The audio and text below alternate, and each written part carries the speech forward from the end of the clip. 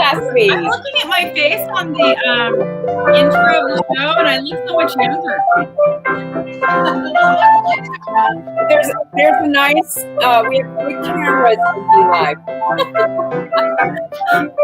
How long have we been doing the show? They're kind to us on Be Live. Oh, hey guys, how are you? Oh, good. Yay. Nice to see you. How are you? How's this store going? It's hot. This store is going. It's got a lot to do. Bella and Jack, my kids, and my other sister Heidi was visiting. And of course, if somebody visits, you got to put them to work. So I made poor Heidi paint. So, I'm like, I'm so glad you're here. Here's a paintbrush. Yay. So labor. Exactly. So we've been, I've been searching out furniture. Who knew that people give away furniture online? It's crazy. Like Facebook Marketplace, all these beautiful tables, and I got a bunch of other things. And for free? For free?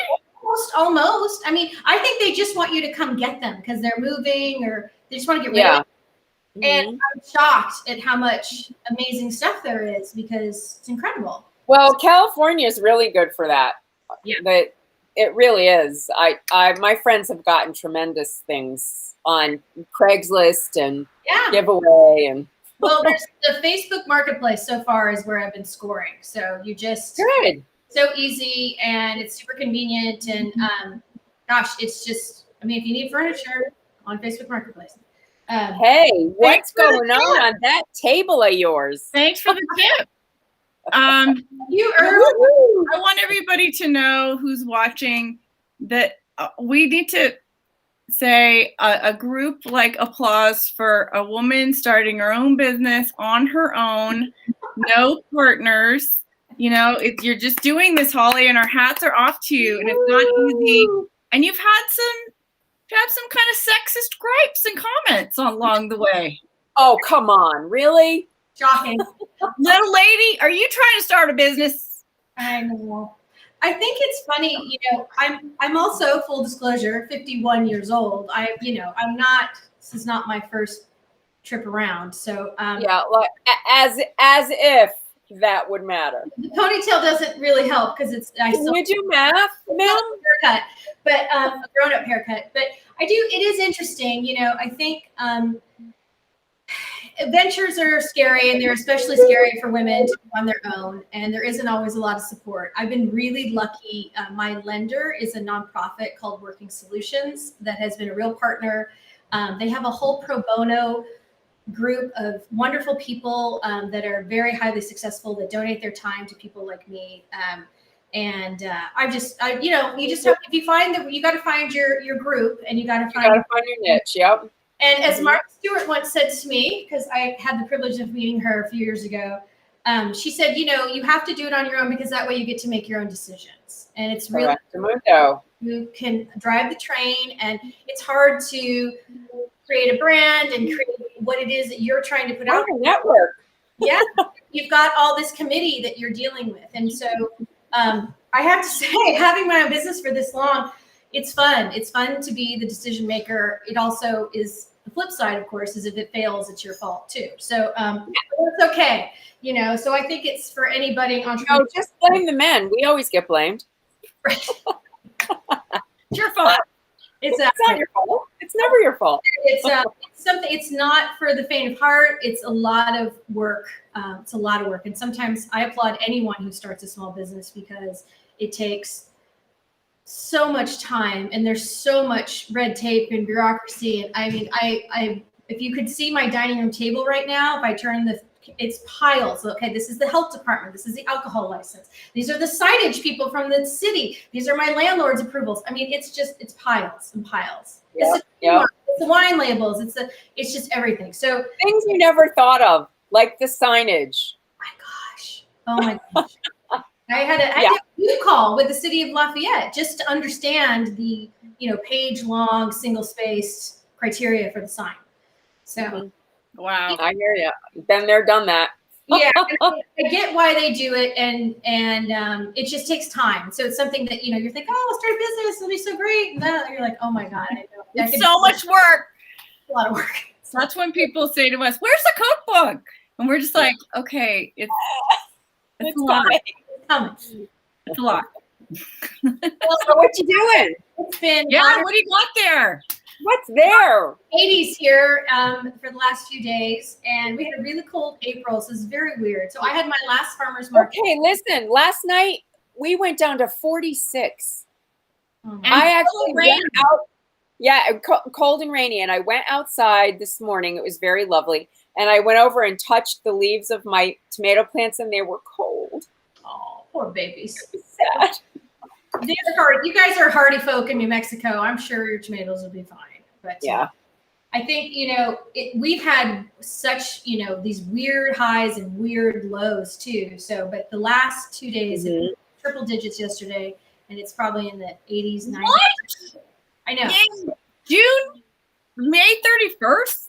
Well, we also had a freezing cold April, which was unusual. So anyway, but there you go. But good news is stuff is still growing in my garden. Oh, there's my doggy. Yay.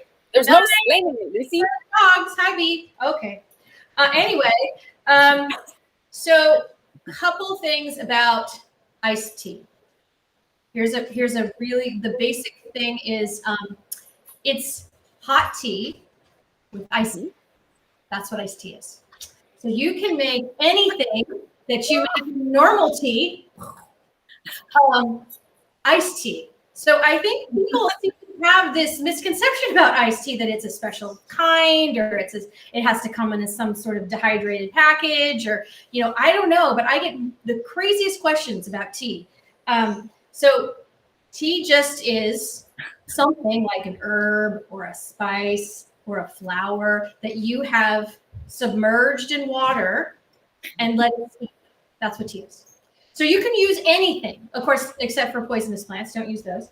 But anything can be made into tea. So to prove that theory, we're going to make some delicious iced teas, but we're going to make hot tea first, and then we're going to put ice in it to turn it into iced tea. Hence the word ice, which is sort of a giveaway there. I know, it's amazing. But I cannot tell you how many people iced tea, it's iced. Right. Past tense. Really, something about Americans with tea. I think, it's the second most consumed after water beverage in the world. But Americans, we don't drink a lot of tea compared to the rest of the world. So for us, I feel like we think it's kind of like wine. We think there are all these rules, and I can't do this and I can't do that, but you really can. It's okay. It's really okay. So I'm drinking my cha right now, which is a brown rice tea. See, you can make tea. Well, I think it's interesting. We don't have the tea ceremony like so many countries have all over the world. We don't do that. We don't take time. We just get coffee on the go. We slug it down, and if you have iced tea, you order it at the restaurant. It's an Arnold Palmer, mix it up. Yeah. I love high tea. I love high tea. I lived in Italy for a few years and loved high tea at the Basel Hotel where I used to stay. Not the big with the cucumber sandwiches. Of course. Love that. Had to have. We did that for my first baby shower. It was a high tea. It was really fun. I was in charge. Okay. So here's the thing. So I just pulled a bunch of stuff out of my cupboard just to show you the kinds of things that you can do with tea. So on the countertop here, all this greenery, these are all things from my garden. But to show you, you can just use herbs, so there's no caffeine, or you can use green tea. You can use black tea. I actually do a decaffeinated green tea because I can't have too much caffeine. You can also combine teas that you like this one's elderberry and echinacea, so it's got some good medicinal properties, and you can add herbs to it. How about that? And this is a pretty purple color, so it makes it fun and festive for your guests or yourself. You're going to party down on your own. So just to let you know, you can have those be a base. Also, I have some really good black tea here. Well, I think it's funny, like in certain countries, like in France, I know that you can order regular tea, which is always black tea, or it's like, oh, I want an infusion, basically. Mm-hmm. That's their herbal tea. It's an infusion. you know. When they used to say, because I didn't want black tea, caffeinated tea, because I don't really tolerate caffeine well. They just called them fruit. Oh, I wish I didn't, but I do. Usually, there usually wasn't fruit in them. But they said, oh, go fix Holly her fruity tea, so that meant my herbal tea without caffeine. So I got teased a lot for that. Anyway, I digress. So I of course have mason jars at the ready. These are one of my favorites because these are the large ones.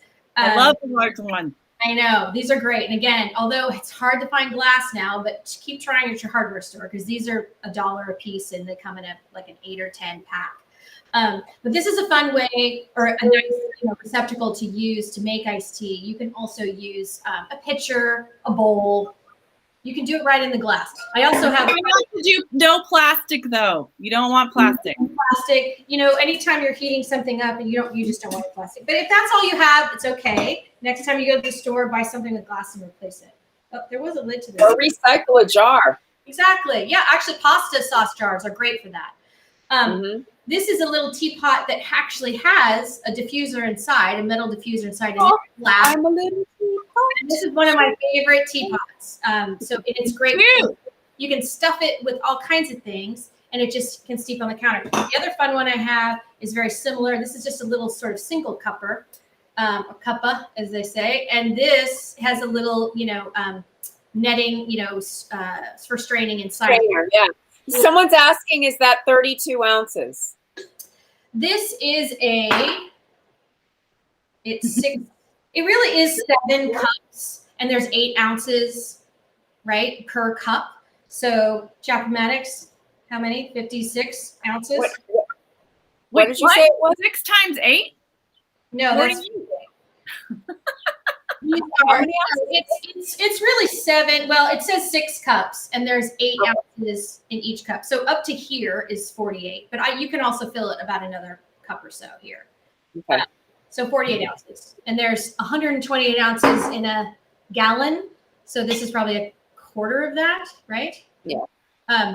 So that's you guys do the math. Yeah. Just do the math. Somebody do the math. Somebody do the math. So first things first. I'll do it like Stephen Colbert. Exactly. But you get a little tape that rolls out of it, right? And just Right. So I went into my garden and cut a few things that I like to do for teas. These are also herbs you can buy at the store. You can go raid your neighbor's garden, or find at a farmer's market, all those fun things. So one of my, all-time classic is, of course, lemon. People love to put lemon in your tea. It's a great way to brighten it up and give it some freshness, especially with some of the, like green tea. I like to put lemon in green tea. It kind of freshens it up a little bit. So lemon is a good way to start. So I picked some peppermint. I picked some lavender. You don't always think of lavender with tea, but a little bit of lavender is really nice. And my favorite thing to pair it with is chamomile. So Chamomile. This is chamomile. I love chamomile and lavender together. Yeah, they're sweet little daisies, and or look like little daisies. And I sell this as a plant to plant in your garden, as a nursery plant at the farmer's market. And people are always asking me, how do I make tea out of this? Super simple. Pick the flowers, put them in hot water. That's it. You got chamomile tea. You're in the chamomile tea business right there. So I think what's interesting is that people, again, we seem to have a hard time connecting the fact that tea is just steeped plants, flowers. So I thought chamomile is such a good example because like literally every customer would ask me that question. And do I have to dry it first? No. In fact, chamomile tastes better fresh. It has a honey flavor. You know how chamomile can get kind of that dirt, earthy flavor? Fresh, it smells and tastes a little like honey, and of course you didn't add it. So chamomile is a great, and it's like a weed. It's super easy to grow. You can grow it in a pot if you want. Like listen, man. And another thing about chamomile. And another thing. So I actually have 3 varieties of mint here. One is a mojito mint that I think we planted the other day or a couple weeks ago. This one's Colonel something. I have had this for so long, I can't remember the name. But this is another good soft leaf spearmint, and that's all that these are. There are, again, lots of varieties of mint, and mint also cross-pollinates. So if you had 1 or 2 varieties in your garden, chances are you've now created your own variety somewhere. But for cocktails and iced tea and drinks and food, I like to look for a soft leaf mint. This one, on the other hand, is a little rougher. You can tell the leaves just feel rougher, but it's got a ton of high oil content. So I grow this variety more for, I use mint in some of my salts and infuse it in vinegars and things like that because of the high oil content. But it's great with. Okay, so someone is saying, is that a perennial? And I'm assuming you're asking that about the chamomile. So mints are perennials. They will come back with a vengeance. So make sure they're contained. Chamomile is not a perennial. However, this little yellow part in the center of the flower is full of seeds, and they're so light that they're really hard to even seed save. So if I seed save chamomile, I actually just cut the whole head of the flower and put it in a container. They reseed very easily and they germinate really easily. So I planted chamomile 5 years ago in my garden, and to this day, I get a full crop of it, and I don't reseed. I like manually. Okay, so here's a question. Mm-hmm. I have a package of dried chamomile flowers, organic ones. Can I just plant those flowers? No, because the chances are it's probably too old and those seeds are beyond being able to germinate. Sometimes you can. It depends. If you got it from a farmer like me who just dried them, but remember, just because they've harvested them, they should have harvested them at the height of their flavor, which is not when they're going to seed. Right. Gotcha. It probably means that if you did try to plant them, the seeds wouldn't be ready yet anyway. When the seeds are ready when the plant has finished, its life cycle, and it's like, okay, now we're going to go to seed and regenerate ourselves. So usually that's why that doesn't matter because they're being harvested to for consumption at its highest flavor point and not at its. Sorry, somebody's calling. What is that? It's my phone. Is that me? It's my phone, which is attached to that, and it's actually our mom. Hi, Mom. Cool. Now I feel like Hi, we're doing Mom, turn on the TV. I love it. I feel like I should have a hairbrush. Mom, we're doing our show right now. Okay, can you not call? Mom. Well, Lisa and I did it a few times in our youth. All right, so the next thing I have is lemon verbena, which is all-time favorite tea. I love it.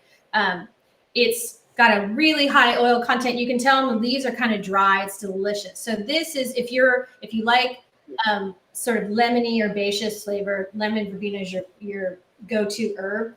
You can buy this dried too. It's all over, but fresh, gosh, grow the plant. It's a perennial and it's fantastic. Another really prolific plant is lemon balm. Lemon balm is a great medicinal. I love lemon balm. It's so pretty. Lemon balm a bunch of times. Lemon balm is good for anti-anxiety. It's a really important medicinal. Sometimes I just chew it when I'm feeling down. Yeah, I usually put this in. I probably should have chewed it for a year now. This is like the Trump years. We needed to roll around and stuff. Well, see, this is a nice combo then. The lemon, lemon verbena, and chamomile. So, relax, people. One of the teas in my brand, I do verbena and lemon balm because the lemon balm doesn't have the same bright lemony flavor that verbena has. It's a little more piney and not that really pungent lemon flavor, like bright lemon flavor. But it's got an earthy, it's definitely lemony, but it has a little bit of the pine to it. But it's really good and so good for you. And it's great for kids. This is another thing for kids. It's a great way to get them to get some good medicinal properties in them that aren't vitamins and aren't, things that they won't like. So those are the herbs that were just in my garden. There's so many more you can do. Oh, I also picked a couple roses. Don't be afraid to eat your roses. Okay. They're edible. These are my rugosas that are the most I wish we had smell vision. They're the most unbelievable smelling rose. And they're very thorny and viney. And I have permanent scars from harvesting them, but I can't stand it because I love them. So anyway, I put this with my chamomile, and my lavender. I do a combination of the 3 of them for a tea. So you Okay, so here's a question. Mhm. Is that related to bee balm? the lemon balm. You know, it isn't. This isn't. There is a bee balm, and they're not in the same family. Bee balm is a wonderful medicinal tea. It produces this gorgeous flower So pretty. that has purple. You can get them in lavender, like a fuchsia. I've seen them in white. And they have these beautiful little flowers that stick out of there. They're just gorgeous. Like a thistle in a way. And they're annuals too. So if you do bee balm, you know, if you plant it, you'll have it the next year also. So that's a great plant So too. you could take any of these flavor combos that you like and experiment, and you can make them solely herbal, or you can add these to the black tea. Exactly. To flavor the black tea. Yeah, or the green tea. Or the green tea. Or an existing blend of some kind that you like. Like this. Or like rooibos. Or whatever. Rooibos is herbal. It's not caffeinated. It's from South Africa. It's a native grass there, and indigenous people have been drinking that tea, and the rest of us. So good. Now I love that. I love rooibos. They're very strict about rooibos, though. They don't let any seeds or plants leave South Africa. So the only place you can get it is in South Africa. Or to grow it is there. All the people that produce it here have to buy it from there. So they are. I didn't know that. Yeah, they're Good very for them. bad. I tried to buy some years ago, and they were like, "We don't. It's like illegal to take seeds and plant Good. in the country." So, so we're stuck having to buy it. But it's one of those drought tolerant weird plants. If you look at it, it's not much to look at as a plant. But it really has such wonderful flavor and pairs well with a lot of really good things like vanilla and what's the other thing? They use sometimes orange they pair it with. So anyway, so you've got a lot of questions, Hollie. You've got one more. Are all herbal teas caffeine free? Yes, they are. So here's Good question. Here's the thing with the caffeine. So there is one plant or one genus of a plant that has caffeine, and it's called Camellia sinensis. Camellia, like the camellia flowers that you grow. And but this is called Camellia sinensis. And Camellia sinensis is the only camellia that has caffeine in the leaves. The rest of the varieties of camellias don't. So think of it like wine grapes. You have your wine varieties, Chardonnay, Sauvignon Blanc, and some grow better in some areas and some grow better in others. Tea is the exact same. So they're all Camellia sinensis as a genus, and then there are a ton of varieties. So you have ones that are short leaf, long leaf, high altitude, every possible thing you can think of as a variety of a tea leaf, just like in wine. And they grow in better places. So sometimes they grow better in lowlands, sometimes it's high altitude, depends on the variety. So all of this Camellia sinensis are harvested, and the way that the leaves are treated determines what type of tea it is. So if I pick those leaves, I dehydrate them, that's white tea.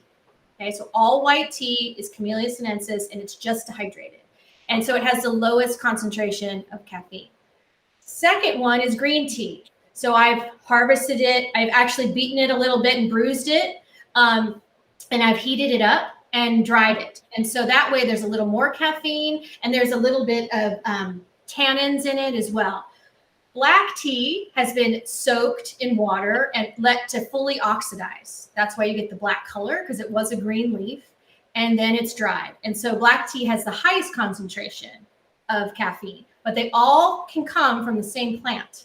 Then you have oolong and a couple others, and they're processed differently. But so all of the types of tea that we know that have caffeine in it come from the same genus plant. They're just processed differently. And that determines whether they're white, green, or black. That makes sense? Yep. Okay. Wow. Perfect. That's the thing about tea. So herbs do not have natural caffeine in them. Only the Camellia sinensis plant does. So there isn't anything other than you had a cacao plant lying around, or you had a, cane. I don't think there's anything else that has caffeine in it. So that's that. Or maybe what's the other one? There might be one more I'm missing, but I can't think of it. Okay. Thank you very much, someone said. So, you're welcome. So that's the story with the teas. So it's up to you as a consumer. It makes it kind of tricky for consumers. Again, it's very similar to the wine industry. It's kind of, the labels can be confusing and the process and what does this all mean? I used to think that green, black, and white tea came from different plants, and they don't. So just the processing. So you can also add herbs to that green, black, and white as well. And that's what can give it more flavor. But sometimes those teas are so specialized and they're picked at certain times and at certain growth periods that they're really just good on their own. You wouldn't take, if you're going to make sangria, you're not going to go get a very expensive bottle of wine to do that, right? So same goes with your herbal teas. If you're buying a really fine tea from that has some specific quality to it, just, you can drink it on its own. But if you don't, and you get, my Whole Foods lemon in a box like this, we're going to doctor it up a little bit, right? We're going to fix it. We're going to doctor it up. Let's do it. Doctors in the house. Let's do it. So I thought I'd just show you again, because people literally ask me this all the time. What do I, like the chamomile tea? So we're going to start with the chamomile because this is the one I get the most questions about. Okay. Let's do this one first. So we're going to take, so this is about a cup, 2 cups. Okay. It's really like for one person. So we're just going to literally take chamomile. It's important just to take the flowers. So we're going to pick the flowers and toss them in here. See how we did that? Just pick and toss. All right. So I'm going to probably put, I don't know, maybe 10 in there. That's it? That's it.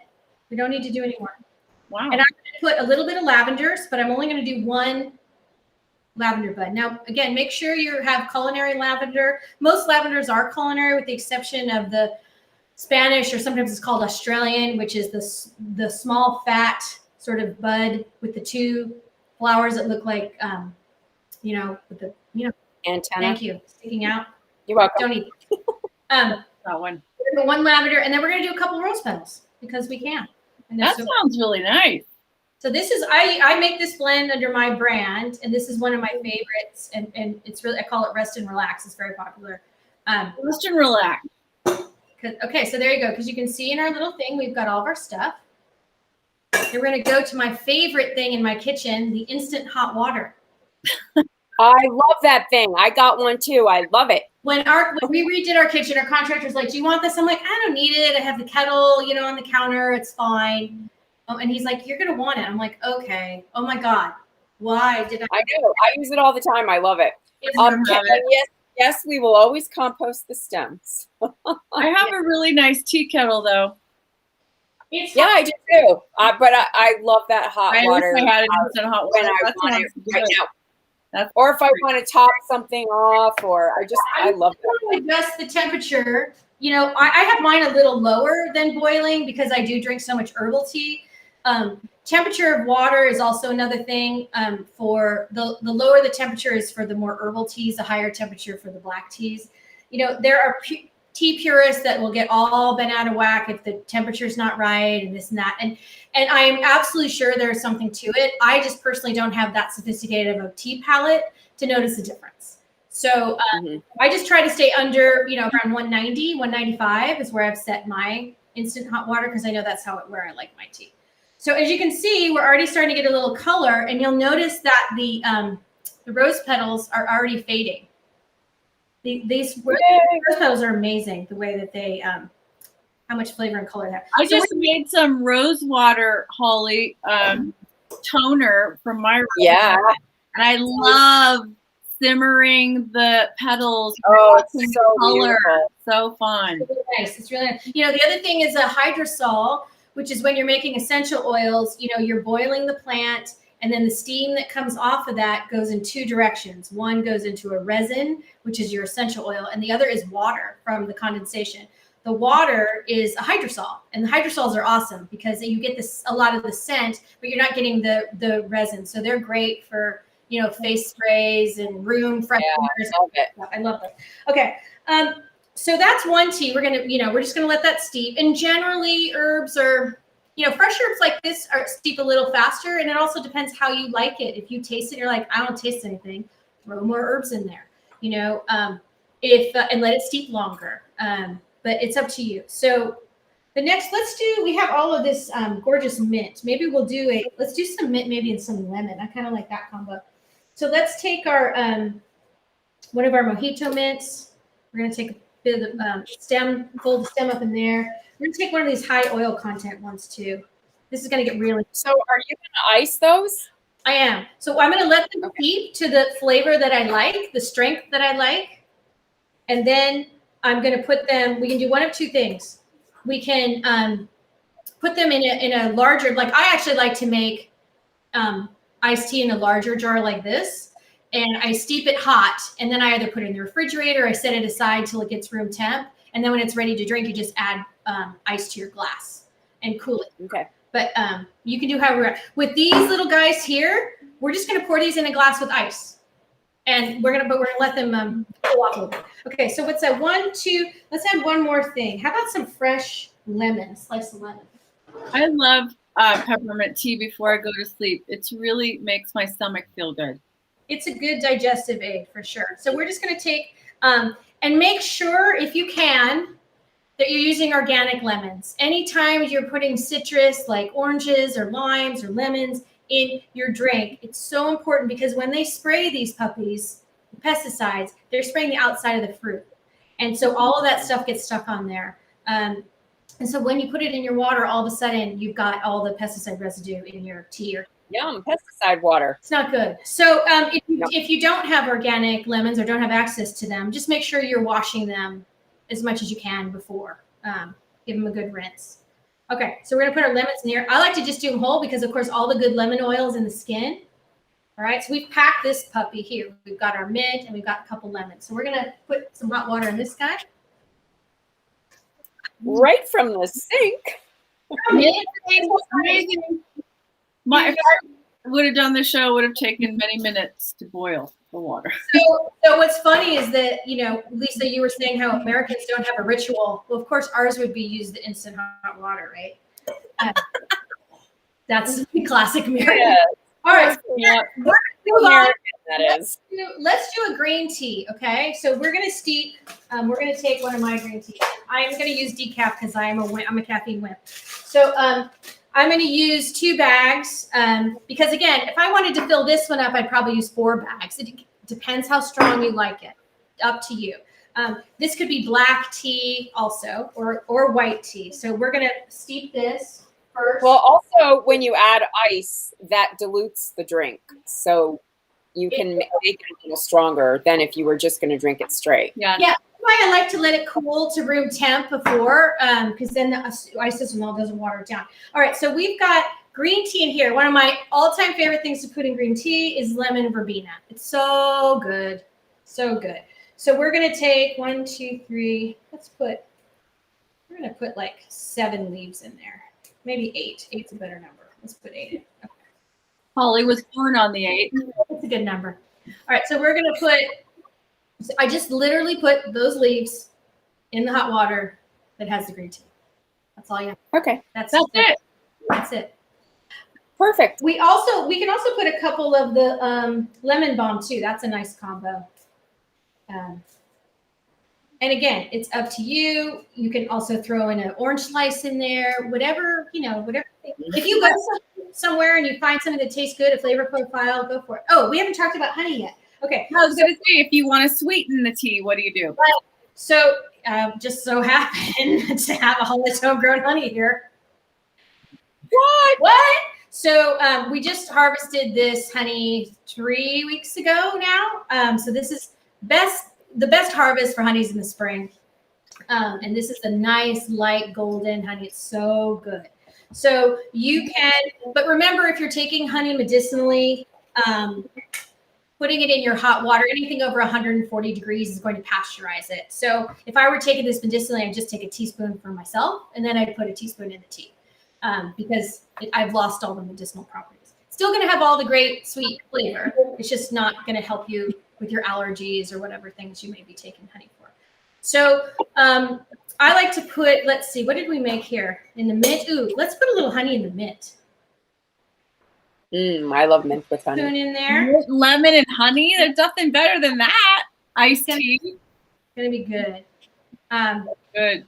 So we'll put some honey in there. And just, again, you can adjust this to, and I'll put a recipe, I'll post a recipe, but really you can just adjust this to your preference. Some people love sweet tea. If you're gonna do sugar, you might want to make a simple syrup first. And I know you know how to do that because we've made many a simple syrup on Corona Kitchen. Yep. So you could do it that way. Or, you can't put the sugar in directly. You can use stevia, another nice sweetener for tea. I found for stevia that's my favorite way to use it is to sweeten teas. I haven't found culinary to be that great, but I do like it in tea.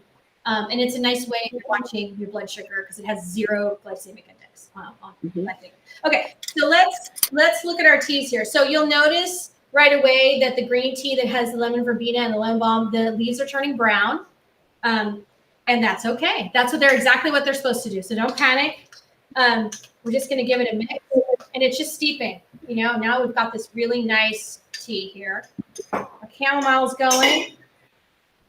Oh, and look at this. I'm going to show you this because you won't believe this. Okay, look at this. The rose petals are white. See them? Wow. They were this color like how many minutes ago when I was talking. So that's how fast they lose their color. Well, that's going to be a nice rosy color. Yeah, well, it's getting some. It's interesting. It doesn't. We really have to put a lot to get the rose color. And again, it's up to you. I mean, I've got thousands of these roses. You can make it. But the thing about rose is that the flavor can get a little perfumey and soapy. People think of soap if there's too much lavender or rose in it. So I try to keep it more on the ratios go. 2/3 chamomile and then 1/3 lavender, 1/3 rose. All right, should we actually make some iced tea? So yes, this is a nice tall glass. We're gonna take our ice, our cubed ice, fill it up to the top. This is gonna be a little hot, so we're gonna melt quite a bit of this ice, but normally we'd want this to be a little more room temp. You'd let it cool all the way before you put it on the ice. And you might want to strain it because the thing is, if I let this just sit here with the green tea, it's going to be very strong, So it's now. Have you ever done any of those herb teas like a sun tea? You can't. A sun tea is basically just steeping it with the heat of the sun and not warming up necessarily the water right away. And it's sort of like a colder infusion. But that's up to you. The thing that you have to be careful of is that, especially when you're using fresh herbs, there is a shelf life. And I wouldn't let anything sit really longer than 24 hours because you don't want any bacteria or anything like that to start to form. Okay. So it's really important too, after you've made it, if we strain this, why don't we go ahead and strain this just so you guys can see. If I can find a strainer. What happens when somebody else puts the dishes away? Okay. I'm just going to hold this down. On the other hand, somebody else put the dishes away. Somebody else put the dishes away. Exactly. Okay. So you can see from this one, this was the green tea with the lemon verbena, the nice color we have here, right? So I would then take this once it's filled and put it in the fridge because that way it'll last, 4 or 5 days and you're good to go. Or put it in a pitcher or whatever, like I said, glass, preferably receptacle you have. Because if you keep this in here, it's going to get funky. You don't want to have the stuff floating around. If you like to have a little freshness, what you could do is let's take a little sprig of lemon balm. If you're going to serve this and you want to be kind of festive, since this is lemon balm and verbena, take a new fresh sprig, put it in your glass. And now we have a cute little decoration. So we're going to pour our tea in. And again, this is hot, so it's going to melt a lot of it. Yes, it does. The ice will weaken the flavor. That's why you have to adjust it, to how strong you want it. Oh, look how pretty. There you go. Cheers. That looks so refreshingly lovely. I wish I could be drinking it right now. It's really good. Yay. I'm going to go make some. It's really fun to think of different flavors outside of the box. Like you could put orange and stuff or ginger. If you have access to fresh herbs, or it's something that you don't have time to do or whatever, go into the tea section and find teas that you like this elderberry and echinacea, whatever. There's a ton of really wonderful brands now doing really creative flavors. And that's even easier. Then you just take the tea bags, steep them, put them in a big jar, let it cool. Same thing. And you just pour it in your glass. And then, you can take your fresh mint or whatever and put a sprig of that in there. So don't be afraid. You're not limited to just fresh. Be creative. If there's other flavors you like, go ahead and stick them in here. See what tastes good to you. I think we are so programmed to this black tea, really astringent iced tea that we all drink because that's all they ever serve. The second you have anything different, you're like, oh my God, this whole time we could have been doing something else. A lot of times lately, I see prickly pear teas, hibiscus teas a lot, and what's the other one that people always do? It's sweet. It's like a mango passion fruit, or there's always like this fruity thing with the black tea. So how do you get those kind of essences? Because there's no fruit, you don't see any fruit in it. You just see the black tea with the essence. What are they doing with that one? Well, one or two things. They could have dehydrated the herbs and had them, they're actually in the tea blend. Or sometimes they'll take the black tea and use concentrated juice and either let it cold infuse in the black tea, and so you have the flavor in there, or they do something even worse, which is much more of a chemical process where they're extracting the flavor out, and that's not really great. Yeah.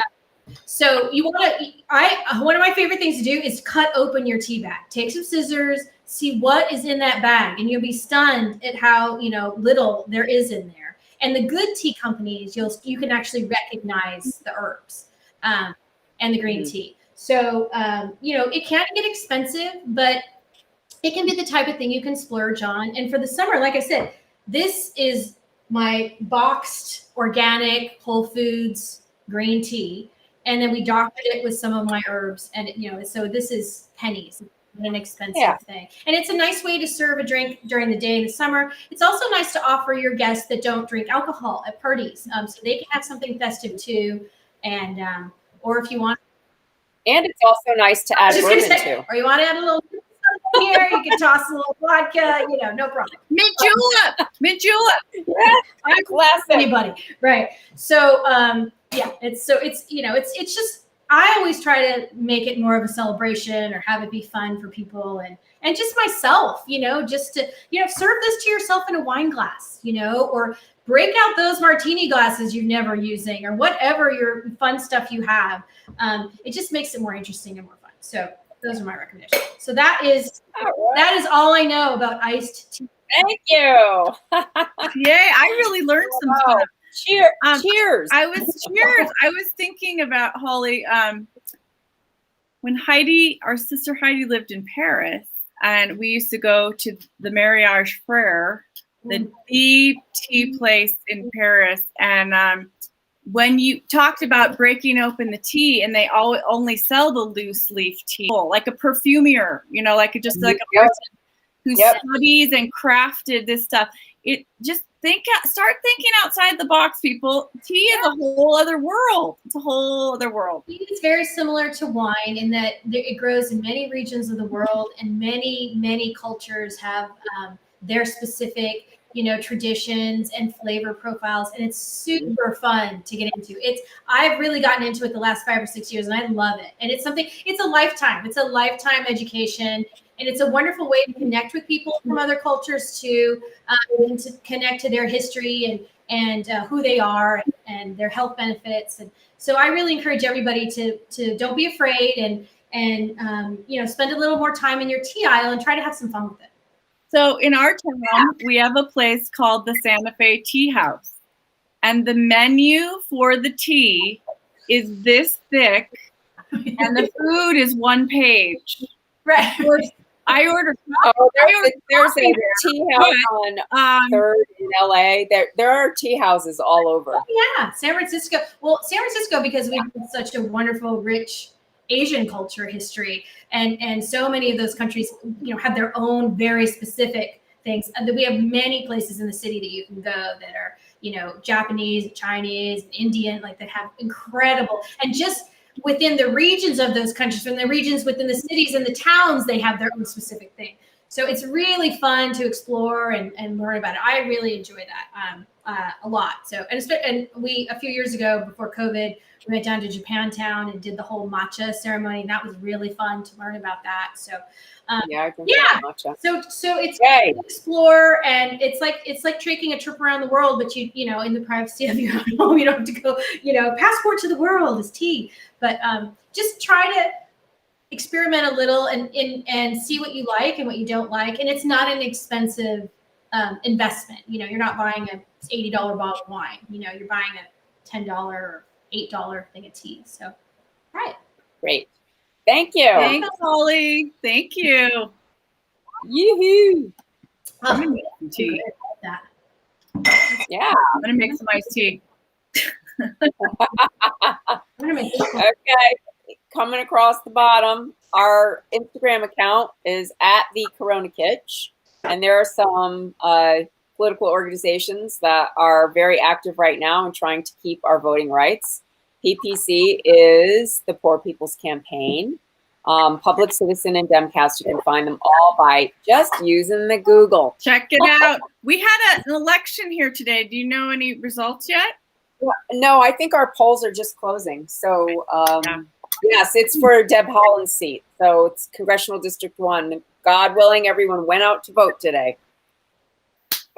I just did the mint and lemon. It's delicious with the honey. Oh, good. Well, thank you. And I'm going to, just in case you guys need to know again, it's Hollie's Homegrown. If you want to check out some of her wares, please go there.